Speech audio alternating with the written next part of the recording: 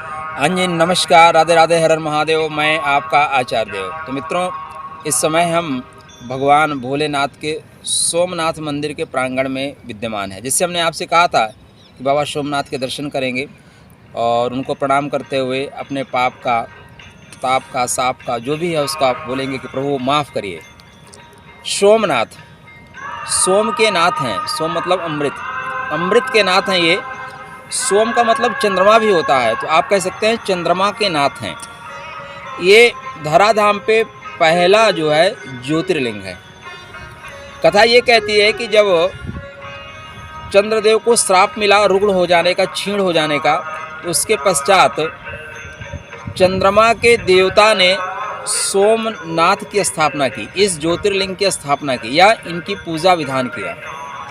उसके पश्चात धीरे धीरे चंद्रदेव स्वस्थ हो गए। तो वास्तव में जो सोमनाथ भगवान हैं, ये शिव के वह स्वरूप हैं जो आपको परेशानियों से, कष्टों से, खासकर स्वास्थ्य के दृष्टिकोण से आपको हेल्दी बनाने वाले हैं। मृत्यु तुल्य कष्ट हो आपके पास या स्वास्थ्य में आपका इतना गिर जाए कि मृत्यु के करीब आप जा रहे हो, तो इनकी आराधना, इनकी पूजा, इनकी उपासना आपके लिए रामबाण जैसी है।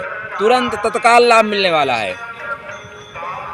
कथा ये कहती है कि इनकी स्थापना ब्रह्मांड में हुई थी और जब चंद्रदेव ठीक हुए तो वहाँ से ये जो ज्योतिर्लिंग है, ये पृथ्वी पे सौराष्ट्र क्षेत्र में, सौराष्ट्र एक दो नहीं, सौराष्ट्र क्षेत्र में इसकी स्थापना की गई।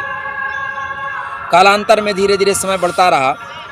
इसी ज्योतिर्लिंग का उपयोग रावण ने किया।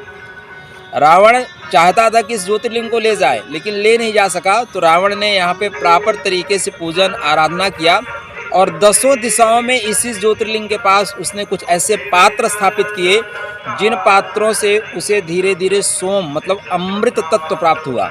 और रावण के जो अमर होने का या इतने लंबे समय तक जीने का रहस्य है ना, वो यहीं से निकला हुआ है।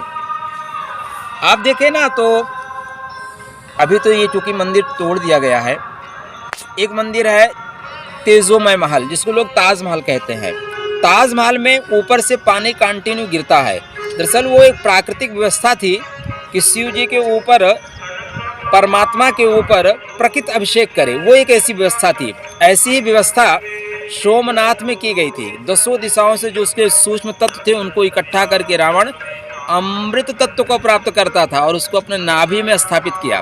तो ये उसके अमर होने का या उसके बार बार सर कट जाने पे सर उग जाने का रहस्य है। आगे जब आप आएँ तो द्वापर काल में अर्जुन ने भी यहाँ पे तपस्या की और उस तपस्या के फलीभूत सुभद्रा से अर्जुन का विवाह हुआ और अभिमन्यु जैसा एक रत्न भारतवर्ष को प्राप्त हुआ। 7वीं शताब्दी के बाद यह मंदिर बार बार उन लोगों के द्वारा तोड़ा गया जिनको अपने द्वारा बनाई हुई चीज़ें पसंद हैं, दूसरे के द्वारा बनाई हुई चीज़ें पसंद नहीं है। अगर उनका बस चले ना तो सूरज चांद को भी तोड़ने की कोशिश करें। उन्होंने कोशिश किया कि जो भी सुंदर चीज़ें थी उनको नष्ट करके अपना ठप्पा लगा दें। कहते हैं कि वो लोग बहुत वास्तु के लिए धनी थे, लेकिन अपने देश में एक टॉयलेट तक नहीं बना पाए। तो ऐसे लोग जिनको बिल्कुल अच्छा नहीं लगता कि किसी की संस्कृति समृद्ध हो या उनकी संस्कृति देख के उनको छोटापन महसूस, उसको तोड़ देने में विश्वास रखते हैं। तो 7वीं शताब्दी में मंदिर तोड़ना शुरू हुआ और लगातार टूटता रहा। सबसे विध्वंसकारी जो आक्रमण रहा वो महमूद गजनवी का रहा। उसने बहुत ज़्यादा विध्वंस यहाँ किया। लेकिन इस मंदिर की एक खास बात है, जितनी बार टूटा उतनी द्रुत गति से उठ खड़ा हुआ और अपनी भव्यता, अपनी सुंदरता के साथ उठ खड़ा हुआ। आप देखें 21वीं शताब्दी में तो सरदार वल्लभ भाई पटेल जो लौह पुरुष कहे जाते हैं, उन्होंने फिर इसका नए तरीके से सृजन किया मंदिर प्रांगण का।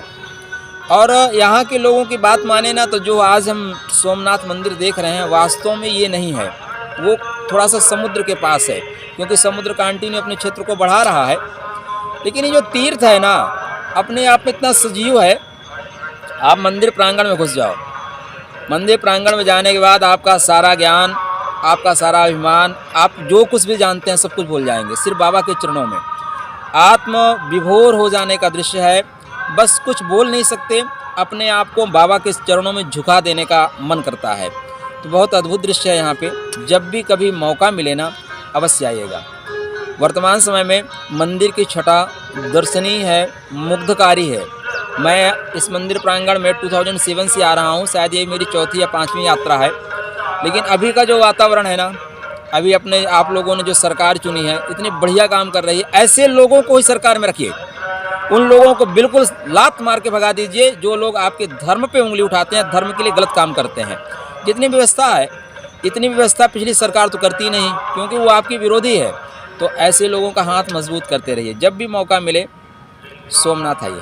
बाबा सोमनाथ आपको मृत्यु से दूर करने वाले हैं, अमृत तत्व देने वाले हैं। खास चीज़ समझिएगा, भगवान शिव के जो है 10 स्वरूप, मोटे मोटे 12 ज्योतिर्लिंग है ना, तो 12 तरह के स्वरूप हैं। जैसे आप अपने परिवार में किसी के लिए बेटा है, किसी के लिए पति हैं, किसी के लिए बाप हैं, किसी के लिए दोस्त हैं, किसी के लिए बच्चे हैं, किसी के लिए ग्रैंडफादर हैं, उसी तरह परमात्मा भी अपने आप को कई स्वरूपों में बांट देता है। तो ये जो बाबा सोमनाथ का स्वरूप है, ये आपको एनर्जी देने के लिए है, रोग से मुक्ति के लिए, मृत्यु से अलग करने के लिए।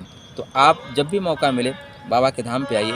हमने आप लोगों के लिए प्रेयर किया है, बाबा आपको आपके कष्टों से, आपके साप ताप दुख से मुक्त करेंगे। और सौराष्ट्र सोमनाथम चा बढ़िया सुंदर भजन बज रहा है। तो जब भी मौका मिले जरूर आइए। हमारी तरफ से आप सबको मंगल में शुभकामना। आपकी तरफ से हम बाबा के चरणों में प्रणाम बोल चुके हैं, अभी जाएंगे फिर प्रणाम बोलेंगे। तो मौका मिले तो एक बार सोमनाथ अवश्य आइए। चलिए, हर हर महादेव।